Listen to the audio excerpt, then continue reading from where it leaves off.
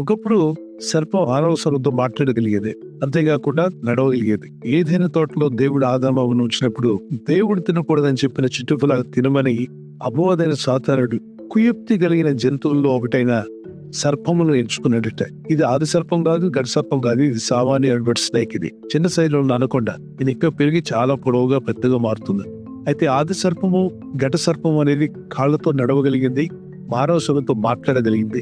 అభ్యర్థకు వచ్చి దేవుడు తినొద్దని చెప్పిన చెట్టు ఫలాలు తినమని చెప్పి ప్రేరేపించింది.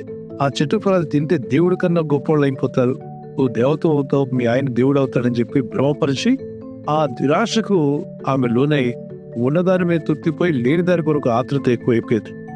ఆ చెట్టు ఫలం తిరిగి తన భర్త గోడిచ్చి భూమండలం మీద శాపాన్ని తీసుకురావడానికి కారణమయ్యారు. మనుషులను పాపంతో నింపారు. దేవుడు కలిగే సృష్టి అంతటినీ వీరి చేతిలో పెడితే వీరు మొత్తం గలిబిలి చేసి పాకిస్తారు. ఫాలన్ ఏంజల్స్ అనేటువంటి సాతాను వారి సైన్యం మొత్తానికి భూమి మీద, ఆకాశం మీద, సముద్రం మీద వీరికున్న అధికారాన్ని వాళ్ళకి అప్పగించేశారు. ఇందుకు అన్యాయాలు, అక్రమాలు, అవినీతి కార్యాలు, దుష్ట కార్యాలు, ఈవిల్, వైలెన్స్, అనేక రకాలైన కీడు. ఒక సర్పం యొక్క మాట విని ఆ స్త్రీ పూర్తిగా తనకిచ్చినటువంటి దేవుడిచ్చిన ఆధిక్యతను, దేవుడిచ్చిన ఆధ్యాత్మిక జీవితాన్ని, దేవుడు ఇచ్చిన గొప్ప మహిమకరమైన జీవితాన్ని కోల్పోయి ఏదైనా తోట నుండి బయటికి నెట్టివేయబడి పాపం పాలైపోయారు. పరిశుద్ధ గ్రంథం చెప్పింది, ఏం వినుచున్నావో జాగ్రత్త, ఏం చూస్తున్నావో జాగ్రత్త, ఏమి ధ్యానిస్తున్నావో. మీరు ఎవరో తెలుసా? కొన్ని సంవత్సరాలుగా మీరు ఏం వింటూ ఉన్నారు, ఏమి నమ్మారో, ఏమి తలస్తున్నారో, ఏమి ధ్యానిస్తున్నారో, ఏమి తింటున్నారో, ఏం పిలుస్తున్నారో అదే మీరు. సో మీలో ఆ ప్రభావం వచ్చేస్తుంది.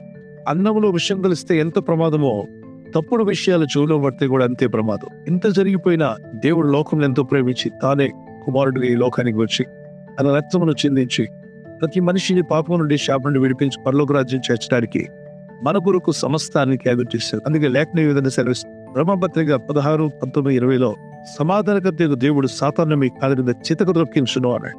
అంటే ఇలాంటి సర్పాలను తొక్కేయకండి. ఈ సర్పాలు దొక్కడానికి కాదు, ఇవి దేవుడు పెట్టిన సృష్టిలో ఒక భాగం. అపవాది, వాని దూతలు, చీకటి శక్తులు, ఇవి నీ కంటికి కనబడకపోయినా అవి నీకు విరోధంగా మీరు చేసే మంచి ప్రయత్నాలు ఫలించకుండా పలు విధాలుగా ఆటంకాలు కలుగు చేస్తూ, మనశ్శాంతి లేకుండా చేస్తూ, గొడవలు, గలిబిలి కలుగు చేస్తూ, నెమ్మది లేకుండా చేసేటువంటి కీడు చేసే దురాత్మలు, మిమ్మల్ని పీడించే దురాత్మలను దేవుడు విడిచిపెట్టడు. నువ్వు ఆయన విశ్వాసం నుంచి ప్రార్థిస్తే నీ పాదాల కింద వాటిని చితక దొక్కించి నీకు, నీ కుటుంబాన్ని గొప్ప జయమును, ప్రభువును గ్రహిస్తాడు.